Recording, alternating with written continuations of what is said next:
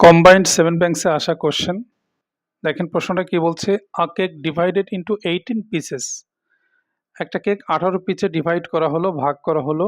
If Rehana takes 1/3 of the cake, Rehana পায় ওই কেকের 3 ভাগের 1 ভাগ। And Rahim takes 1/3 of the cake left, এবং বাকি যে কেক থাকে তার 3 ভাগের 1 ভাগ রহিম পায়। প্রশ্ন বলছে how many pieces are left, তাহলে বাকি কয়টা পিস থাকে, এটা কোশ্চেন। তো আমরা যদি ম্যাজিক মেথডে করতে চাই, দেখেন কত সহজে করতে পারি। লেফট কয়টা থাকবে, লেফট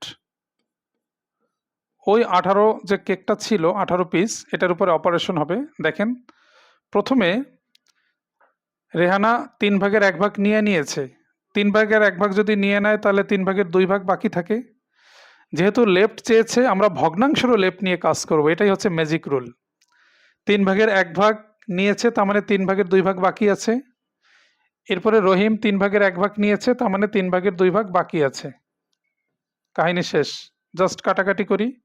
নিচে 3 3 9 গুণ করলে 9 9 দিয়ে 9 দুগুণ 18, 2 দুগুণ 4 4 দুগুণ 8, তার মানে 8 পিস লেফট থাকে। এটাই এই প্রশ্নের অ্যান্সার।